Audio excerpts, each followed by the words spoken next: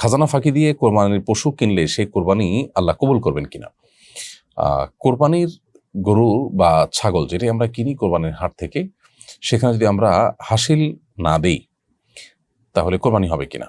উত্তর হলো যে বাজার থেকে কেনার পর যদি আপনি হাসিল না দেন তাহলে সেক্ষেত্রে সন্দেহাতীতভাবে সেটা গুনাহের কথা, অন্যায় কথা। কারণ যারা বাজারের দায়িত্ব নিয়েছেন তারা সিটি কর্পোরেশন অথবা সংশ্লিষ্ট যে কর্তৃপক্ষ আছে তাদের কাছ থেকে এটার অনুমোদন নিয়েছেন নির্দিষ্ট টাকার বিনিময়ে, এবং তারা এটার ম্যানেজমেন্ট করছেন, এটার পেছনে খরচ আছে, তারা নির্ধারিত হারে কর্তৃপক্ষ যেটা ঠিক করে দিয়েছেন সেটা হারে তারা আপনার হাসিল নিচ্ছেন।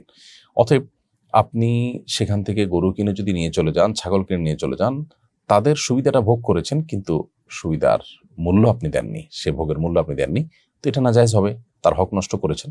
অতএব এই কোরবানি আল্লাহর কাছে কতটা কবুল হবে সেটা নিয়ে যথেষ্ট প্রশ্ন তোলাই যায়। আইনত কাগজে কলমে কোরবানি হয়ে যাবে, আপনি পশু কোরবানি করেছেন, সত্যিই আপনি করেছেন, অতএব আইনত কোরবানির দায় থেকে আপনি মুক্ত হয়ে যাবেন। কিন্তু একটা হলো দায় মুক্তি, একটা হলো আল্লাহর কাছে গ্রহণযোগ্যতাটা এখানে প্রশ্নবিদ্ধ থাকবে, যেহেতু আপনি ফাঁকি দিয়েছেন। নবী সাল্লাল্লাহু আলাইহি ওয়াসাল্লাম বলেছেন, মান গাশশা ফালাইসা মিন্না, যে ব্যক্তি ধোঁকা দেয় সে আমার উম্মত নয়। আর এখানে যারা হাসিল নিচ্ছেন তারা হাসিল নেওয়াটা যে অন্যায়, হাসিল নেওয়াটা যে আপনার পরিপূর্ণভাবে আপনার আপনার হক নষ্ট করা, এরকম তো বলার সুযোগ নেই।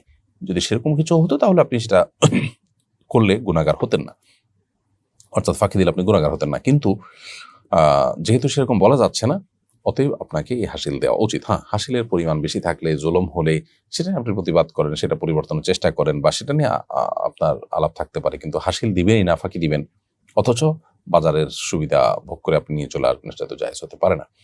হ্যাঁ, বাজারের বাইরে অন্য কোথাও আপনি গরু বা ছাগল কিনেছেন, বাইরে কোথাও কোনো জায়গায় কিনেছেন, মালিকের কাছ থেকে, রাস্তায় কিনেছেন, বা কোনো খামারের কাছ থেকে ডাইরেক্ট কিনেছেন, তো সেখানে তো হাসিলের প্রশ্নই নেই, এবং সেখানে কারো হক আপনি নষ্ট করেনও নাই।